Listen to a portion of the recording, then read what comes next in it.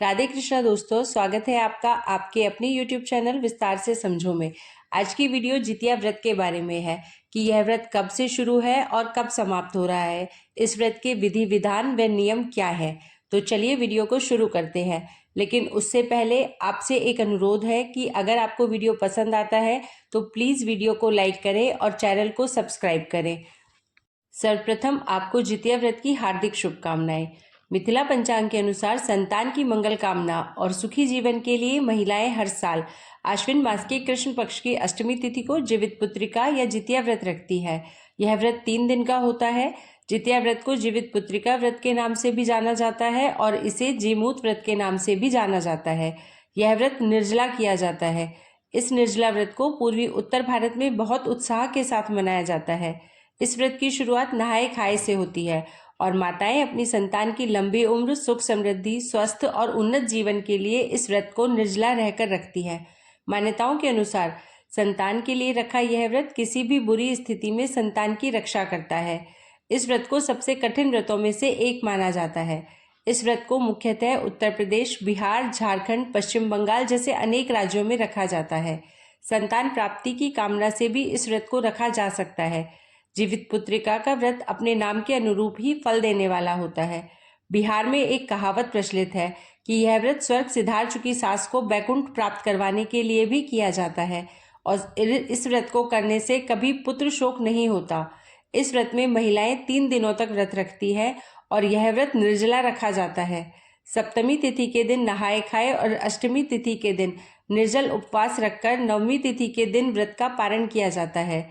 इस व्रत में शाम के समय मुख्य पूजा की जाती है और व्रत से जुड़े हुए कुछ खास नियमों का ध्यान रखा जाता है, तभी यह व्रत पूर्ण माना जाता है। इस दिन सूर्य देव की पूजा भी की जाती है और उन्हें बाजरा और चने से बने व्यंजन अर्पित किए जाते हैं। व्रत रखने वाली महिलाओं को इस दिन किसी भी वस्तु को काटना नहीं चाहिए, ना ही कटे हुए फल या सब्जी का उपयोग करना चाहिए। किसी भी तरह की जीव हत्या करना पाप माना जाता है और व्रती महिलाओं को इस दिन चाकू, कैंची आदि का इस्तेमाल भी नहीं करना चाहिए। इस व्रत के पारण के बाद महिलाएं पूजा में अर्पित किया हुआ लाल या पीले रंग का धागा गले में पहनती हैं और उसके बाद कोई शुभ दिन देखकर इसे उतार लिया जाता है। जीमूत भगवान की पूजा में सरसों का तेल और फल चढ़ाया जाता है और व्रत के पारण के बाद यह तेल बच्चों के सिर पर लगाया जाता है। माना जाता है कि यह भगवान का आशीर्वाद होता है।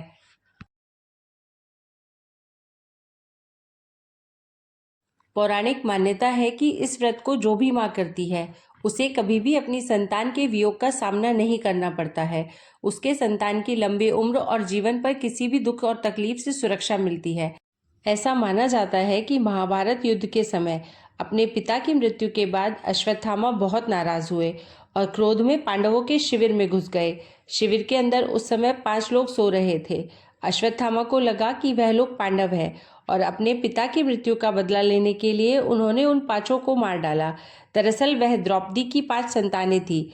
इस बात की सूचना जब अर्जुन को मिली तो उन्होंने अश्वत्थामा को बंदी बनाकर उनकी दिव्य मणि छीन ली। अब अश्वत्थामा को और अधिक क्रोध आ गया तो उन्होंने बदला लेने के लिए अभिमन्यु की पत्नी उत्तरा के गर्भ में पल रहे अजन्मे बच्चे को गर्भ में ही नष्ट कर डाला। भगवान श्री कृष्ण ने तब अपने सभी पुण्यों का फल उत्तरा की उस अजन्मी संतान को देकर उसे फिर से जीवित कर दिया। उत्तरा ने फिर एक पुत्र को जन्म दिया। वही पुत्र पांडव वंश का भावी कर्णधार राजा परीक्षित हुआ। राजा परीक्षित को इस प्रकार जीवन दान मिलने के कारण इस व्रत का नाम जीवित पुत्रिका पड़ा। बेटा हो या बेटी, आप अपनी संतान के लिए इस व्रत को रख सकती है। व्रत के दिन प्रातःकाल उठकर स्नान आदि से निवृत्त होने के बाद सूर्य देव की उपासना करनी चाहिए। घर के मंदिर में एक चौकी रखकर उस पर लाल रंग का वस्त्र बिछाकर उसके ऊपर थाली रखकर सूर्य नारायण की प्रतिमा रखें। उन्हें दूध से स्नान कराएं, धूप दीप जलाएं, धूप दीप अर्पित करें और भोग लगाने के साथ ही आरती करें। इस दिन मिट्टी या गाय के गोबर से सियार और चील की मूर्ति बनाकर उनकी पूजा की जाती है। कुश से बनी हुई जीव मूत भगवान की पूजा की जाती है। उन्हें धूप दीप अक्षत पुष्प अर्पित किए जाते हैं। व्रत की कथा पढ़ने और सुनने के साथ ही सबसे अंत में आरती करके क्षमा याचना की जाती है। अगले दिन व्रत का पारण करने के बाद जरूरतमंद लोगों को दान दिया जाता है। इस बार यह व्रत 25 सितंबर दिन बुधवार को जीवित पुत्रिका यानी जितिया का व्रत रहेगा। नहाए खाए 24 सितंबर मंगलवार को रहेगा। निर्जला व्रत 25 सितंबर बुधवार के दिन सुबह से लेकर अगले दिन तक रहेगा, यानी कि व्रत का पारण किया जाएगा तीसरे दिन 26 सितंबर गुरुवार को सुबह सूर्योदय के बाद। सप्तमी तिथि प्रारंभ हो जाएगी 23 सितंबर सोमवार की सुबह 1:50 से और 24 सितंबर मंगलवार की दोपहर 12:39 पर सप्तमी तिथि समाप्त होगी। इस दिन सूर्योदय सुबह 6:20 पर होगा और सूर्यास्त शाम 6:10 पर होगा।